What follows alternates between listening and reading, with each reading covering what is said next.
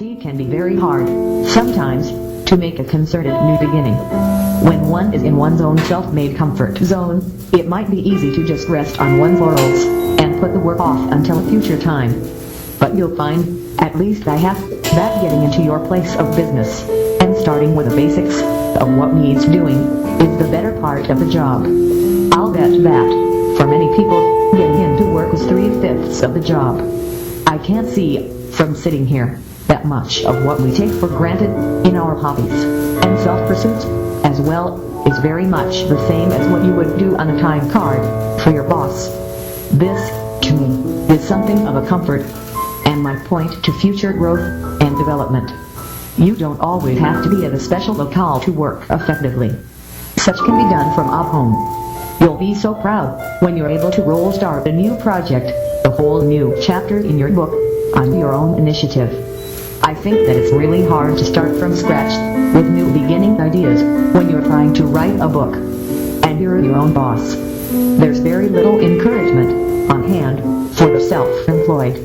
There will be somewhat compelling reasons to just sit and vegetate, for instance, but I'm sure that just having initiated the beginning start on a new chapter is a pretty compelling reason to get your work out. Anyways, I've gotten this start going, and so, now, anytime I have a few minutes, I can open this writing software, and add into it. Getting this part 8 started will be a concern of my mind, at any rate. You should be able to see how the work you can do, and add into your latest book project today will somewhat be of later significance to yourself, as the years pass. Reading what your readers read will be among the 3 or 4 main pastimes you'll enjoy down through the years. You can see through others' eyes. At any rate, this is your palace, or castle in a figurative sense. You'll want to like living with yourself, living with your own work. At any rate, I sit this afternoon to get some ideas down into this writing. We've just had a bite to eat, and have gotten our midday medicines, and I've returned to my apartment, and gotten this work out. I've thought often, how the hallucinogens, and the entheogens did not enlighten me. To me, the states they revealed, among my ordinary consciousness states, were something like a telegram from the future.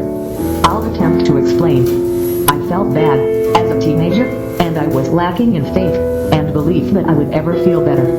The main thing that those experiences formed inkling in me, in a roundabout way, was that there was a much better way to be. Sobriety. And that I had to be done with those same drugs, in order to find it. On this side of my life, this sensation comes any time I listen to music. But I've no need for any entheogen. So, this is what I mean by them being like a telegram from the future. Today, I experience that like state of consciousness at most all times, especially as in conjunction with music. To me, these pleasant states, and sense of flying, are the direct results of my artistic success, and the simple passage of the years alone. They'll eventually come about in your experience naturally, anyway. The corollary to this that-like sense of flying, in my life today, is its opposite, which would be like psychosis. My waking consciousness, most days, pivots, at best, between these two states. Especially, the drawback, or the catch, to the hallucinogens, and entheogens, if you use them, is that unless you experience such as part of a legally sanctioned clinical study, you can be arrested and imprisoned for possessing even a little bit of these substances, these hallucinogens and entheogens. It is for this reason that I just don't think that path is of any real use to modern peoples. I think you should bypass them entirely, and get right to the stream of consciousness art, music, and poetry.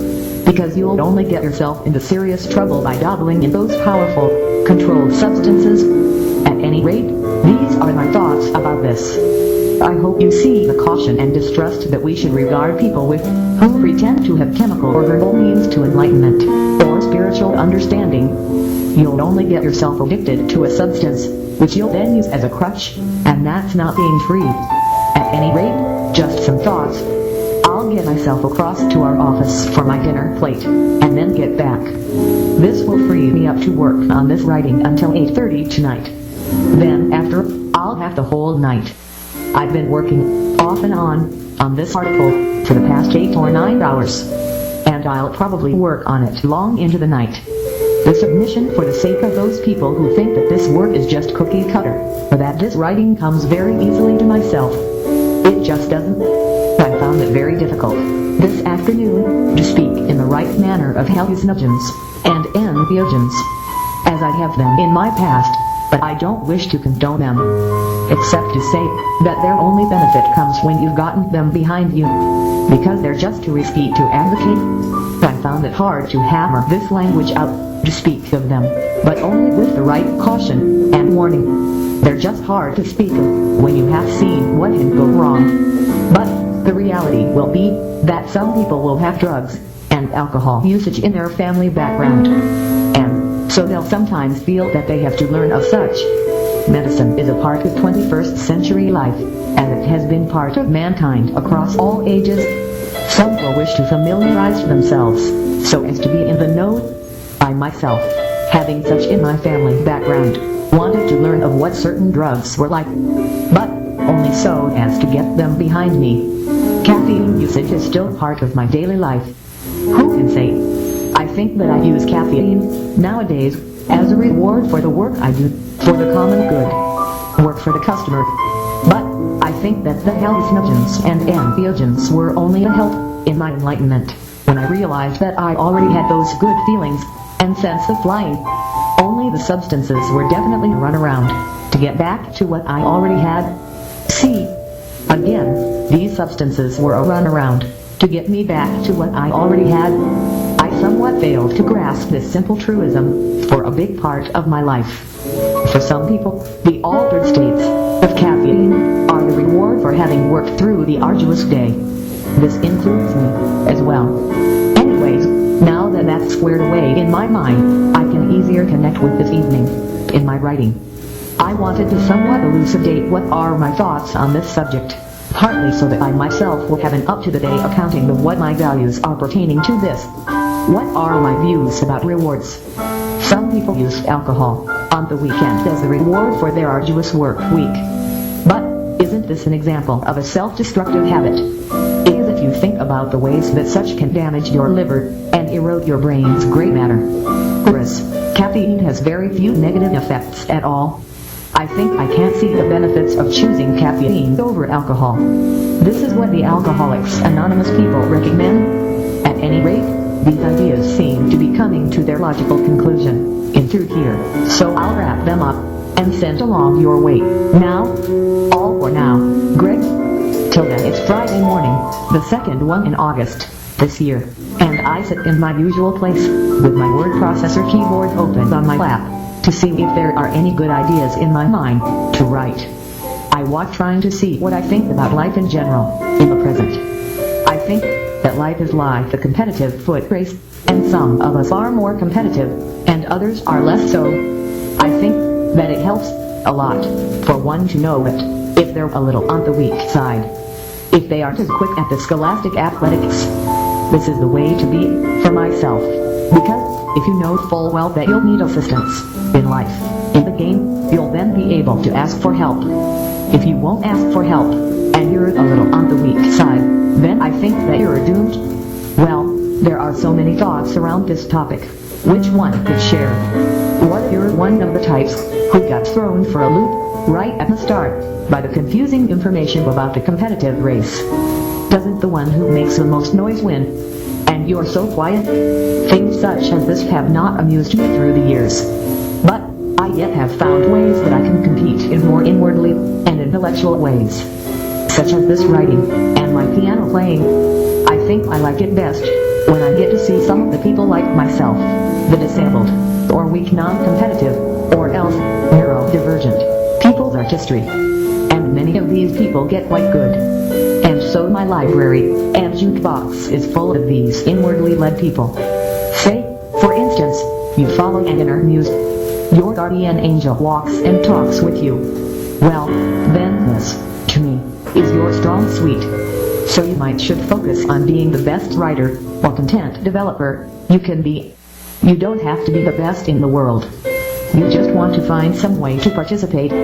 Because if you'll do this, you'll at least have this going for you, and you'll be a lot less likely to get distracted by the pesky fighting that all of us were susceptible to.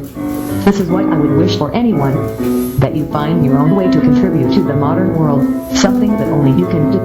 We're all susceptible to fussing and fighting. It's not just you, and it's not just me. You'll have troubles, for sure, if you're not a strong, devout leader, who is beyond reproach. It might be the having of a strong leader that can make the difference for a winning team. Or it can also be important to be a strong team member.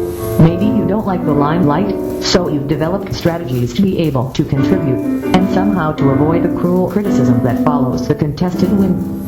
For instance, I'll use the millennial time period. This was when I tried to write my first large book, the Stream of Consciousness book and audiobook. Even though the time was such an enormous setback and loss, nationally, America got hurt. But some of us managed to bring some good out of it all. The Book of Topkura was something else that came because the spirit in heaven got on the ball. Really got on the ball. When she saw that I had to take such a loss, my self-injury attempt in 2003 scarred me for life. My guardian angel wasn't going to let me walk away without at least some victory. This is why I talked about the value of having at least something to show for the time. Because so often, the time is one of such loss and contention. To have a clear victory, and get to keep it, is good. The old dominator never counted on so many folks finding so many good wins. So, that's what I'd say about that. At any rate, I think that it's true that people don't change, they just reveal. Getting this article written down is an unexpected windfall. But, part of me knew it had to be. And so it was. How long my eyes must have been crossed while I waited to get this one specific word out. This is just unbelievable. But all good things come from hard work for those that serve heaven and its ways. Maybe this will convince someone. At any rate, we've got a sunny and mild, breezy day, with our highs expected to be in the middle abbeys. This writing, presently, will hopefully be the beginning of the second article in my new part 8 of this Impromptu Profundity audiobook. Anyway, people are generally happy when their side of the argument wins, and no one wants their own funding cut. I know also that our president is trying to stop the out-of-control spending, so I wouldn't want to argue with him. That pretty much sums up my political views this year. I'm glad to have these thoughts coming along so well, and am now well into the second article in this new part 8. The new audiobook, I feel, is some of the best writing I've gotten done in a while. It's very nice to have some contemporary thoughts on 21st century life. I also know that it's a blessing, and not to be boasted about.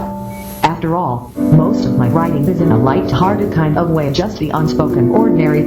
It's not usually about anything too much. At any rate, our afternoon is about at a lovely dusk, and we've no signs of rain anywhere around here. For at least the next 3 days, into the middle of next week, which is when we're expecting at least one strong rain.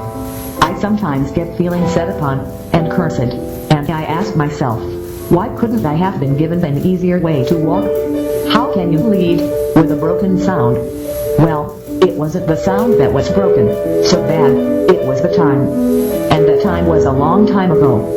That was the inevitable sound of a hard fall, for instance, which the true consciousnesses of sound and time expressed into space, to prepare myself for my own second serious self-injury attempt that happened in 2003. That was my time, right there. Nationally, there was some embedded corruption. There were some sick men and women, some with mental conditions, who, I suspect, were taking the steady diet of alcohol and pills. Some of whom were also into guns and ammo. So, we've all seen the products of broken homes, broken families. We should be used to such by now. Apparently, they still keep coming. At any rate, globally, there was also, around the millennial time, a lot of embedded corruption. I don't bet there would have been any way that I myself, with my history of self-medicating, could have developed a winning game plan. In 1999, I did have a job, and I worked, and went to the recovery groups, and I prayed the Serenity Prayer. But nothing could have prepared me for living with world-class music, of idiosyncratic nature, in the public eye, when after serious adversity has struck the nation, I relapsed into alcohol and pill usage. and in the space of 6 months, nearly died, because I hurt myself so bad. So, I'm given a unique glimpse into how hard Hermeticism treats some of its wounded, who don't socialize, and who isolate. These people might be learning to write, and do highly refined art, but some of them won't be prepared for such a fall as I took. At any rate, I'm writing this article to hopefully get my new part 8 a little further along, into my new Impromptu Profundity audiobook. I've tried to give my reader the esoteric lowdown in this writing session. Now you know my own deepest thoughts on what I had to survive after the millennium, on what was going against me. At any rate, you should know that 30 years ago, I wouldn't have dreamed that in a plain old Saturday evening I could write such a meaningful article. Well, at any rate, you can see that these thoughts are trying to resolve themselves, and I'll wrap them up and add them in with the others. Now, all for now, Greg. Tilda, what is the challenge of the arts? Maybe, to free the wretched sinner from the prison of time, and somehow intercede or offer forgiveness, or explanation for his sinful nature, and show him or her paths of meaning and significance, so that even the one-ill reputation can have a role as a productive member of society. Social consciousness, in this modern world, is what Spirit asks of us. Keeping an inquisitive nature, and not coming across as a monster that wants to impose his or her will, is important. I think that modern adults are faced with pressures, both from within and without. If your mind alternates between an aware, enlightened state, and imploded migraines, then you might be normal. Things that the Scouts taught me about being conscious and reverent in God's natural world. These inform every facet of my writing and art. My artistic output and readership has expanded exponentially. But shouldn't this be when my natural world relationship is most needed to be strong? Maybe I should let my reverent, respectful nature of consciousness guide every aspect of my writing and art. But nature will take care of herself in many, many ways. As George Harrison wrote of, life goes on within you and without you. A very circumspect view of our world, including our human, mechanized world, I feel is needed. Human kindness, I feel, is present in nature, in some ways, but not in ways she shows us much. But all of the human technology, and advancements, and graces are distilled, and refined, and perfected in we modern peoples. Man and nature, when partnered successfully, can work wonders. I do think that there has to be a successful partnership, man with nature, for any good thing to come to be. An example might be how the human meeting, or agreement, or event, like a ball game, will usually be dependent on the weather cooperating. We people act like we're the ones in charge, and in many ways, we are. But when a terrible flood, or cyclone rips everything to shreds, what person is operating then? A very, very mean and mighty old man is hard to stop, or to escape from, for that matter. Some people just let themselves get cornered by bad fates. We, collectively, wised up, and got ourselves savvy from out of the trauma of the millennial times, and I feel we're stronger for it. We learn to stay ahead of the curve, and our society is toughened, I believe, partly because of having come through such, and living with that remembrance. I get such a great thrill from just listening to an optical CD, and hearing the audiophile beauty and greatness is enough for myself. This is so sufficient. I really have gotten my thrill very sufficiently. I don't need to put my words above, or even to say my piece. I've already said it, but I'm developing content. This audiophile listening experience is all the fullness of enjoyment a life could ask for, if you ask me. Many other people's CDs give me great results, because there are even more dynamics and textures. Even many others exciting acrobatics. Mine pale in comparison. Theirs is purely thrilling. At any rate, our spirits ask of us that we speak mindfully and consciously, if we're writing. If your sound is like a cavernous interior, just when will it come out of the Stone Age and ascend into its enlightened graces? Keep on keeping on, because it appears to myself that the temple of the immortals has already been attained. So, just be good at what you have got. If you can't, then just be good at it. Well, at any rate, these ideas will, hopefully, fill out the third article for this 8th part of my Impromptu Profundity audiobook. So my goal Today is in getting this writing finished, and in adding it in with the others. At any rate, we can encourage young writers. But can we encourage young people to socialize for their own mental health when they're so deeply involved in the survival ordeals of writing a book? Telling yourself that you're learning to write might be a masking technique to hide yourself. Isolating, self-medicating will be so wrong in some cases. Suicide happens if someone gets isolated or corrupted by alcohol. It did happen to me that way twice. Well, I've been working on this one article for about 4 hours now. Keeping my morale and my wedding's artistic vision above the waterline has been my main concern. I can't help that I'm going through a depressed time period right now and having to find the focus to really stay on track. I think that some of this recent year's setbacks were so profoundly stunning that I'd somewhat entered another time of inner blurriness, when my inner spirit is holding back from a really miraculous type of work that can really win the difficult contest where both discernment and decisiveness are required. I think that this tells me that she needs a little more focused vision out of myself. I think that I let myself get going on automatic pilot, and these writing topics lately simply require my own full attentiveness and concentration to see all the way through. Autopilot isn't going to work, I don't think. I have a lot of brilliant visual design to my credit from just over the last 8 months, and much of the writing has been truly inspired. But I can't help that God's telling me to try harder. You can't sleepwalk your way to success. I'm at the point in my career where I've just got to try a little harder and brainstorm on the particulars of just specifically how to keep my writing purposeful, and my artistry as well, because if I'm lacking real purpose, then why do it? I'll put my foot down if one idea tries to take me too far out of my inner security. Because my solitary time is way too important to me. I can't see my way thus far, but artistic success tends to want to express itself into different life partnering relationships.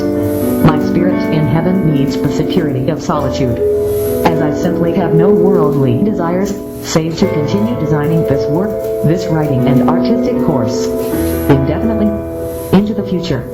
I can't help that some problem or another is on my mind. Unless I can't hold on to my solitary ways, with my daily meetings, and continue writing devotedly to this purpose, then no good. You see, all the more reason to not let my focus waver from the central concerns of, firstly, finishing this new part 8.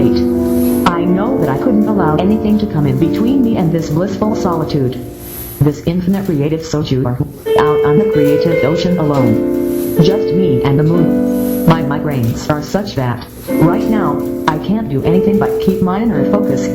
Never mind the great beauties that might appear to tempt. I definitely don't want to become a self-fulfilling prophecy, or to repeat any scary patterns from the past. So, I'm offering in my defense the notion that the patterns of the past always echo around through time, especially for those who lived through those rough times. I scare myself when I see echoes of the times before. But then I remember we don't really have any enemies of such a robust nature anymore. So I must be just spooking myself with fears of what some others speak of. I'm scared of my storm in my teacup. But we're not self-destructive anymore, because our walking is so closely on the heavenly path, at least as closely as we can discern. And I can forgive myself some coffee and tea if it's such that I need such for me. I just know better than to get away from this creative kind of place. At any rate, these are some thoughts, this second Monday in August this year. I'll allow them to come to their conclusion, and wrap them up, and edit with the others. This should give me a finished third article. Well, that about does it. All for now, Greg. Till then my spirit is offering some new writing into the world, this morning. If I can keep my quality standards up to par, and not step on anyone's flower garden, then my reader might have a pleasant reading experience. But these standards are hard to keep up. Following a writer who you have made your peace with, and who you like, can be a pretty good experience. I followed numerous bloggers and newspaper columnists when I was younger, so I guess I'm happy to have something to give. I have my personal CD player sitting beside me on this couch, and I'm listening to an optical disc with headphones. There's no question about it. This is exactly the way this artist intended his music to be heard. In audiophile clarity. I think he or she wanted their playing to be heard as a digest that can be started at any point along the way, and get such good results from. Anyways, I'm counting my blessings. The society that enjoys morning tea in quiet social settings. I'll meet you for tea at 10. Such things as that. I'm not really doing that. I'm spending solitary time writing and listening to music. But the interesting thing is that the inner spirit has lazy, languid sorts of dreams, where the person imagines vividly that he's at a tea brunch with some people he likes a lot, and it's just a sociable affair. But, from experience, you just should let these types of dreams go, as they tend to get so exacting and demanding on the person having the daydream. Such ideal wild star just meant to try his or her patience. Maybe not quite as bad as water torture, but one is enticed to dream in fanciful fashion, only to be harshly criticized for a minuscule manners issue. Lewis Carroll would be impressed at how any ordinary writing session has dreams running in the background, which are like kangaroo court proceedings and farcical shenanigans. So, ordinary living has things in common with fanciful paranoid-type dreams, where the animals have a court session and try the human for treason, or something like that. Some paranoid dreams are like this. And quite honestly, this is what any writing session is like. So, if you don't think that the stories are true, or if you haven't grasped the importance of seeing possibility in the human predicament, with minds and spirits which seem to be interconnected with every other being on the planet, with space people prodding and cajoling the living like jail keepers in a dungeon, then you might not have seen into the heart of what spirit presences can be, and can't signify for yourself. When I was 22 or 3, I somewhat was on the cusp of spirit indoctrination, and didn't know it. My behavior was erratic and scandalous. I think that I rattled the cage quite loudly, and so the jail keepers turned on the light. That was precisely the result that I wanted. Only then was I allowed in the know as to the invisible ongoings about we people. So if your young man or woman is trying your patience by always acting up and getting into trouble, getting into predicaments, then he might would like to find out, isn't this inner plane, for the fabrics of existence, the final authority over how we conduct our lives? Wouldn't you like to know more? But who knows anything about this highly mysterious topic? In fact, many people group such phenomena in with subconscious phenomena, such as Freudian slips, and hallucinations, and illusions of the mind. Psychology, I think, comes closer to understanding the unconscious realms, the subconscious plane, than anything else. If you pick up an introductory book, such as Psychology 101, you'll find such an extremely comprehensive, systematically ordered, and structured field of study that you won't go back to superstition or superstitious ways ever again. But you'll never learn of this good science if you don't open a book and apply your mind to learning something new. There's a name and a category for every type of behavior and method and technique of approaching human behavior. Just by watching someone's actions and hearing the ways they talk, you can quickly make observations internally about the forces which drive the person. Psychology is like the definitive operator's manual for your own brain. If you don't approach this study with intention of understanding your own self and others better, then you may never learn to see in this scientific, clinical way.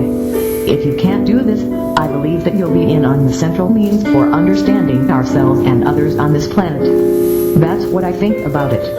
At any rate, when you've already seen how ordinary proceedings in an arduous day sometimes have a labyrinth of confusion and capers and shenanigans to see past, just to connect with what is actually transpiring, you'll see how, through reading and learning, we can come to spot trends and really see so much further than the ancients ever did. But you'll have to read some books. At any rate, these are just some thoughts I'm gradually adding into and building onto the fourth article in this 8th chapter to my Impromptu Profundity audiobook. I recently had some fun sitting down with my Maha Synthesis presets keyboard and just playing some sounds, just for the sonic pleasure of hearing the different sounds in my playback and enjoying the latest moods. My keyboard has 600 unique sounds or more, so it's not hard to get lost in the enjoyment of just pure synthesis. Seeing the various feelings that come up in running through the voices bank, I'll now have these recordings to keep into the future. I like hearing myself play back, because I get to hear and see what others have seen, through others' ears and eyes. At any rate, the time is just after our lunch, now, and I've gotten my noon medicines, and gotten back to my apartment. I think that it's really amazing, how someone's pride and joy, someone's baby, the solo gospel record, recorded nearly 50 years ago, was just everything at the time, only slipping into oblivion, lost to time, as the myriad distant stars of heaven. But then, perchance, someone makes a vinyl transfer into digital MP3 files, and someone like me gets to come into possession of such, downloading to my device, and getting to hear. This is so wonderful. It has brought me some joy. Hopefully, others will enjoy it also. The internet allows for this. Well, I'll wrap these ideas up, and finish them, to add in with the others. Now, have a good new middle week, and along into the weekend. All for now, Greg